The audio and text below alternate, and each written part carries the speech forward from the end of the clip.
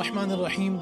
دو شہدائے کرام کی میتیں، dead bodies ایک گدھے پر لاد کر وادی تیرا میں نیچے لائی جا رہی ہیں۔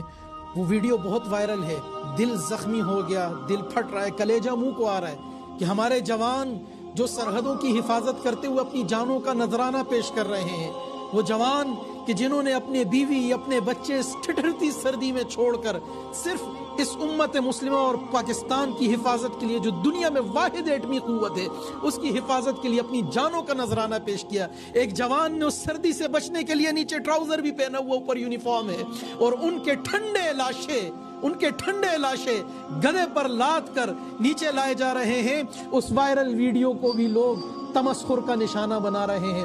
میں پوچھنا چاہتا ہوں کہ وہ مذاق اڑانے والوں، کیا تم نے تاریخ نہیں پڑھی؟ کیا تم نے رسول اللہ صلی اللہ علیہ وآلہ وسلم کا وہ گدھا یعفور نامی اس کی بابت نہیں پڑھا؟ کیا تم نے خیبر نہیں پڑھی؟ تم نے بدر نہیں پڑھی؟ تم نے صحابہ نہیں پڑھے؟ تم نے سیدنا علی رضی اللہ عنہ کو نہیں پڑھا کہ گدھا جنگوں میں کتنا استعمال ہوتا تھا؟ اگر گدھے کی سواری کرنا سنت ہے، اللہ کے پیارے حبیب صلی اللہ علیہ وسلم نے گدھے پر سواری کی اور گدھے کو جنگ میں ساز و سامان کے لیے استعمال کیا جاتا، تو آج ہمارے پاکستان کے شہداء کے لاشیں جب گدھے پر لاد کر نیچے لائے جا رہے ہیں، تم اس کا تمسخر اڑا رہے ہو۔ میں کہتا ہوں کہ مردہ ہو چکے ہیں ہم من حیث القوم، مر چکے ہیں ہمارے ضمیر، کہ ہمیں حیا بھی نہیں آتی کہ جنہوں نے جانے ہمارے لیے آج ہم سکون کا سانس لے رہے ہیں، آج جو اپنے آپ کو آگ میں جھونک کر اپنا سینہ گولیوں کے لیے پیش کر کے اپنی جانوں کا نذرانہ پیش کر رہے ہیں، بھوک اور پیاس میں اس بلندی اور